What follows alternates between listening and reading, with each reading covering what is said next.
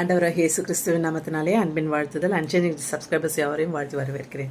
இந்த நாளில் இந்த வேலையில் எதற்காக ஜெபிக்க போகிறோம் அப்படின்னு பார்த்தீங்கன்னா, அநேக இடங்களில் சர்ச்சு கட்டிட வேலை நடந்துட்டுருக்கு. அந்த கன்ஸ்ட்ரக்ஷன் ஒர்க்கு அதற்குண்டான எல்லா தேவைகளையும் கர்த்தர் சந்திக்கும்படியாகவும் ஒன்றிலும் குறைவில்லாமல் அந்த டெடிகேஷன் குறித்த காலத்தில் எல்லாமே செய்து முடிக்கப்பட எல்லா டாக்குமெண்ட்ஸும் சரியான நேரத்தில் கிடைக்க கர்த்தர் கிருபை பாராட்டும்படியாக இந்த விஷயத்திற்காக ஜெபிக்க போகிறோம். கண்களை மூடுவோம், ஜெபம் செய்வோம். எங்களை அளவுக்கு அதிகமாக நேசிக்கதான் பரலோ தகப்பனே, இந்த நாளுக்காக நன்றி செலுத்துகிறோம் அப்பா சுவாமி. உமக்கு நன்றி நன்றி நன்றி ராஜா. அப்பா அந்த சர்ச் கன்ஸ்ட்ரக்ஷன் ஒர்க்கில் எல்லா தேவைகளையும் தேவநீர் சந்தித்து ஒன்றிலும் குறைவில்லாமல் அப்பா தகப்பனே அந்த நாம மகிமைப்பட அப்பா ராஜா அந்த டெடிகேஷன் நாளில் கூட அப்பா தகப்பனே எல்லா தேவைகளையும் தேவநீர் சந்தித்தரலுங்க சுவாமி. ஒன்றிலும் குறைவில்லாமல் தேவ நாம மகிமைப்பட வேண்டுமே ராஜா. அப்பா உம்மாலே கூடாதது ஒன்றுமே இல்லை சுவாமி. அப்பா எல்லாம் உமது சித்தத்தின்படி நடந்தேற தேவரின் கிருபை பாராட்டுங்க.